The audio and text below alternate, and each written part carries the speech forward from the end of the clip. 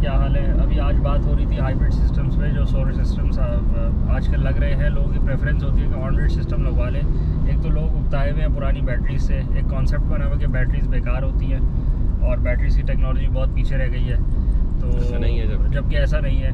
तो उस पर बात करते हैं कि हाइब्रिड सिस्टम्स को क्या बेनिफिट हासिल है ऑन ग्रिड सिस्टम्स के ऊपर, और प्रेफर क्या करना चाहिए कस्टमर को, किन वजूहत की वजह से हाइब्रिड सिस्टम को प्रेफर करना चाहिए और कब कब ऑन ग्रिड सिस्टम को प्रेफर करना चाहिए। तो बताइए जी। मेरा ख्याल है इस टाइम पे जब पाकिस्तान के पास बिजली बनाने के लिए पेट्रोल ही नहीं है, तो हाइब्रिड सिस्टम ही कारामद आएगा घरों पे भी और इंडस्ट्री में भी, चाहे वो 15 किलोवाट के हों या 30 किलोवाट के हों या उससे ऊपर भी जा रहे हो।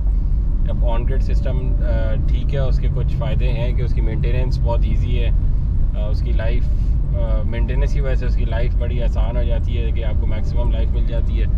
पर ऑन दी अदर हैंड जब लाइट जाती है तो बंद हो जाता है। अब या तो आप उसके अगेंस्ट एक और हाइब्रिड सिस्टम लगवाएं, उसके पैरेलल एक और सिस्टम खड़ा करेंगे। आपने 10-15 किलोवाट का एक हाइब्रिड सिस्टम भी लगा लिया, ऑफ ग्रिड सिस्टम लगा लिया है, या फिर आप पहले ही हाइब्रिड सिस्टम लगा लें। कुछ 1-2 इन्वर्टर्स हैं जो अच्छी कंपनी के हैं, वो बड़े अच्छे इन्वर्टर्स यहाँ पे ऑफ़र कर रहे हैं, और उसकी वजह से आपको आपकी नेट मीटरिंग भी हो जाती है और साथ में आपकी जो है वो लाइट जाने पे आपको बैकअप भी मिल जाता है। तो असल में हाइब्रिड सिस्टम है ये कि वो ऑन ग्रिड सिस्टम और ऑफ ग्रिड सिस्टम की कॉम्बिनेशन है। वो एक ही सिस्टम है जो नेट मीटरिंग भी कर देता है by having on grid components, और वो आपको बैटरी बैकअप भी दे देता है क्योंकि उसमें डीसी साइड पूरे डीसी कंपोनेंट्स बिल्ट इन आते हैं। तो वो बैटरी से बैकअप लेकर आपको ड्यूरिंग लोड शेडिंग वो आपको पावर भी देता रहता है। अच्छा, इतना पॉपुलर क्यों नहीं है वो सिस्टम जबकि वो दोनों फ़ायदे दे रहा है? एक तो उसकी कॉस्ट थोड़ी सी ज़्यादा है क्योंकि वो दोनों चीज़ों को कंबाइन कर रहा है। तो जो इन्वर्टर की कॉस्ट है वो ज़्यादा है, बाकी कॉस्ट तो वही है ना। जो बैटरीज लगनी है वो तो ऑफ ग्रिड सिस्टम में सेपरेट लगती है, इसमें भी सेपरेट लगेंगी, और जो पैनल्स है वो तो सेम लगेंगे।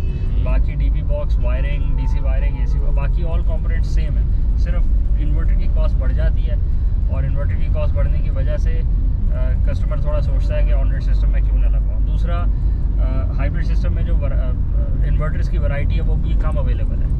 कुछ कंपनीज हैं जो अच्छे हाइब्रिड इन्वर्टर्स बना रही हैं, मेजॉरिटी कंपनीज नहीं बना रही।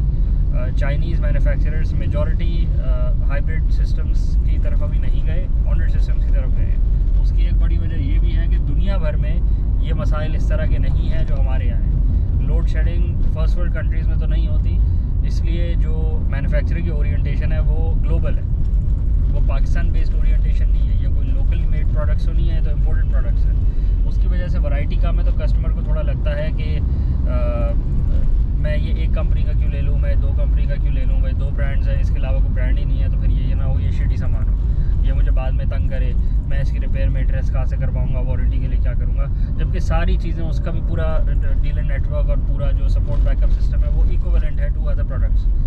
तो इसमें कोई हिचकिचाहट वाली बात नहीं है। हाइब्रिड सिस्टम लगवाने का कंज्यूमर को बेनिफिट यही है कि बैटरी बैकअप भी मिलेगी during load shedding, load power भी रहेगा उसका, plus on grid net metering भी वो करेगा। तो जो बेनिफिट आपको दोनों सिस्टम से अलग अलग मिल रहा था वो आपको एक ही सिस्टम में मिल जाएगा, और आपकी कॉस्ट उन दोनों सिस्टम्स को सेपरेट लगवाने से कम ही रहेगी। इवन दो कि आपका इन्वर्टर थोड़ा सा महंगा हुआ है, लेकिन टोटल कॉस्ट आपकी उन दोनों से कम ही रहती है। मेरा ख्याल है एक और पॉइंट भी है कि जो इंस्टॉलर्स है ना, वो इतनी जल्दी आपको फोर्स भी नहीं करते या आपको बताते भी नहीं है सही से कि हाइब्रिड सिस्टम के फ़ायदे क्या हैं। सिर्फ गलत गाइडेंस दे रहे हैं, क्योंकि वो लगाना भी मुश्किल है, बिल्कुल वो कॉम्प्लिकेटेड भी है बहुत ज़्यादा। जो ऑन ग्रिड सिस्टम है वो तो बहुत ही ईजी है ना, बिल्कुल स्ट्रेट अवे 2-3 तारें खींची और आपने लगा दी। जो हाइब्रिड सिस्टम है उसमें आपको पूरा लोड मैनेज करना पड़ता है, लोड मैनेज करके देना है। फिर 3 फेज़ है, आपने हर फेज़ का लोड मैनेज करना है, बिल्कुल। तो उसमें ठीक ठाक काम है।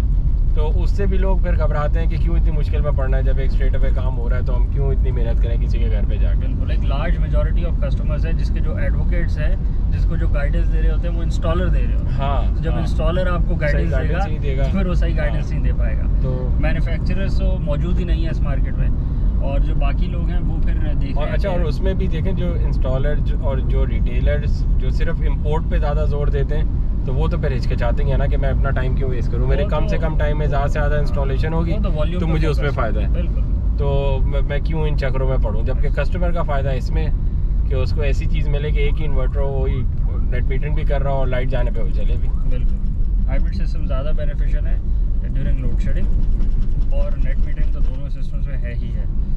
तो हाइब्रिड सिस्टम के बारे में अगर कोई भी इंक्वायरी हो या कोई भी चीज़ समझनी हो तो आप लोग कांटेक्ट कर सकते हैं नीचे कमेंट्स के सेक्शन में जाके, और नंबर भी शेयर हो रहे होंगे, उस पर भी पूछ सकते हैं आप लोग। Thank you.